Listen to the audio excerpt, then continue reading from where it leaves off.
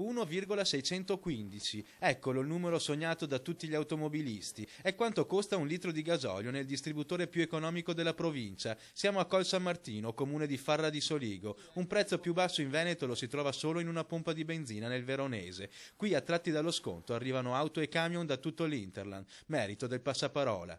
C'è stata la compagnia che c'è, visto la forte concorrenza di queste pompe bianche e dell'Eni, che ci è venuta incontro sul prezzo finale che possiamo fare al pubblico.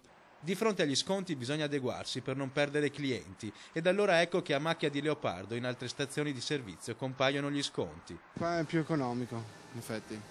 Faccio il pieno qua per vacanza perché poi in autostrada si paga ancora di più. Il caro benzina, che in poche settimane ha visto aumentare il pieno di un'utilitaria anche di 6-8 euro, ha cambiato le abitudini dei consumatori. Con la Verde, che in autostrada ha superato i 2 euro, ed il gasolio in salita a sfiorare quota 1,8 euro al litro, si aspetta l'orario di chiusura o il fine settimana, magari attrezzandosi per fare la scorta. E pazienza se bisogna stare in coda anche un'ora pur di risparmiare. Sto notando che durante la settimana la gente viene a fare 5 e 10 euro per arrivare fino al fine settimana per farsi il pieno.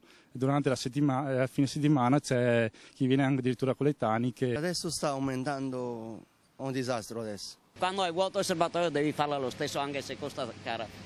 Ma c'è anche chi ha scelto soluzioni drastiche. Cerco di usare la bicicletta, cerco di lasciare la macchina in garage il più possibile. Quando sono proprio costretta la uso. Il peggio però deve ancora arrivare. Con la fine dell'estate finiranno anche gli sconti. L'1,615 al litro sarà solo un lontano ricordo.